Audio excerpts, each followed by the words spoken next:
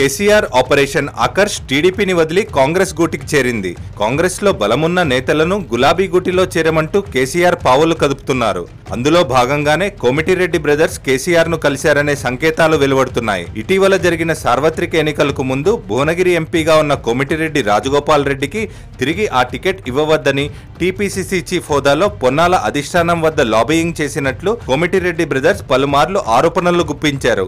భువనగిరిలో లోక్సభ నియోజకవర్గం పరిధిలోనే పొన్నాల ప్రాతినిధ్యం వహిస్తున్న జనగామ అసెంబ్లీ నియోజకవర్గం కూడా ఉంది. ఎన్నికల ప్రచారంలో భాగంగా జనగామలో పొన్నాలకు కాకుండా టీఆర్ఎస్ అభ్యర్థికి ఓటు వేయాలని రాజగోపాల్ రెడ్డి ప్రచారం చేసినట్లు పొన్నాల సన్నిహితులు ఆరోపిస్తున్నారు. ఇటీవల జరిగిన అసెంబ్లీ సమావేశాల సమయంలో సీఎల్పీ సమావేశానికి పొన్నాల హాజరైనందుకు నిరసనగా వెంకట్రెడ్డి ఆ సమావేశం నుంచి వాకౌట్ చేయడం రాజకీయంగా సంచలనం సృష్టించింది.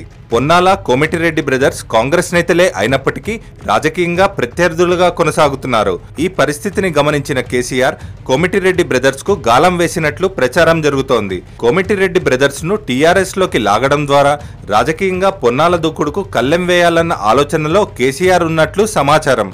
నియోజకవర్గ అభివృద్ధి కోసమే సచివాలయంలో సీఎం కేసీఆర్ ను కలిసినట్లు చెప్పినప్పటికీ కోమిటిరెడ్డి రాజకీయంగా చేసిన వ్యాఖ్యలు కలకలం రేపాయి. ఇవాళ తెలంగాణ రాష్ట్రం వచ్చిన ప్రభుత్వాన్ని 4 నెలలకే అన్నీ చేయలేదు, ఎందుకు చేయలేదని చెప్పి అందరిలాగా మాట్లాడే నాయకుని కాదు. పార్టీని మారుతారని చెప్పి నా మీద ఎప్పుడు ఊగానాలే ఉంటాయి.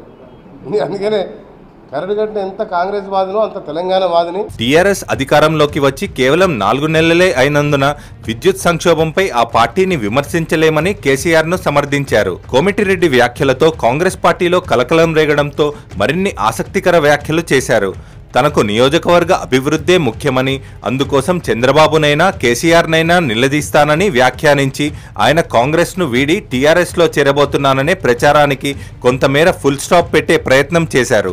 అయితే తెలంగాణ కాంగ్రెస్ లో కీలక నేతలుగా ఉన్న కోమిటిరెడ్డి బ్రదర్స్ కాంగ్రెస్ ను వీడి టీఆర్ఎస్ లో చేరితే వారి వెంట ఇంకా ఎవరెవరు వెళ్తారనే చర్చ ఆ పార్టీలో జరుగుతోంది.